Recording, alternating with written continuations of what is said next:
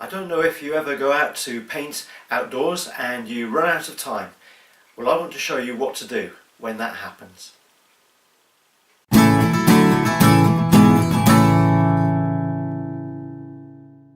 Well, the first thing to do is not to panic. I went out this morning to paint, and I was painting this church because I like the light that was shining on the building there. And so I set up with my pocket box to go out there and paint with water-soluble oils. And I got so far and then just ran out of time. So that was as far as I got. And I've managed to block in the main aspects of the building. And that's really what I needed to do. I only had 25 minutes, something like that. So I thought if I can capture the light, if I can capture the blocking in of the main parts, I can finish the rest back at home. So I went back just using a few colours to paint with, and I thought when I got home I wanted to finish off the picture.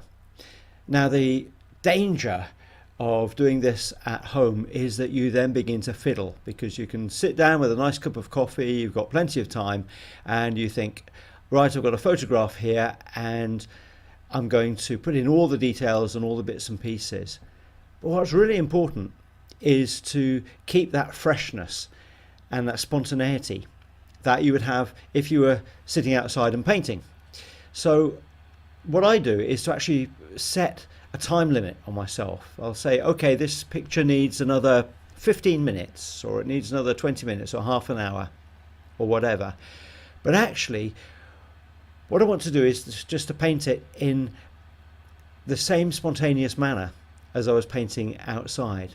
So I want to pretend that I'm still there, and instead of looking at a photograph, I'm looking at the building. I'm going to use the same paints, I'm going to use the same brushes, and I'm going to use the same methods. So it's just a matter of, when you get home, pretending really that you're still outside. There's various things that I wasn't sure about doing. I thought I might have just left the sky as it was, and then thought, no, I probably would block it all in. And just put in the details that I felt were absolutely necessary. There's lots of details on a photo. A photo will pick up lots and lots, but you don't really need that. You just need the main parts, the main blocking parts of a picture to make it work. And what I was after was the sunshine and the shadows. It wasn't necessarily the architecture of the building or anything like that. It was the light that was on it that really caught my attention, and that's what I wanted to paint. So that's all I want to do with this little sketch, is really keep it fresh and avoid the temptation of just following a photograph. So when I was at home and painting and filming this, I think I did it in about 10 minutes, I think, the extra edition. So the whole picture was done in about 40 minutes, something like that, start to finish. Starting off the blocking outdoors and then finishing off indoors afterwards. So if you do run out of time, don't panic. Get in the main things, get in the main shadows, get in the main parts of your building. Take a photograph to help you as a bit of reference, but don't be a slave to it.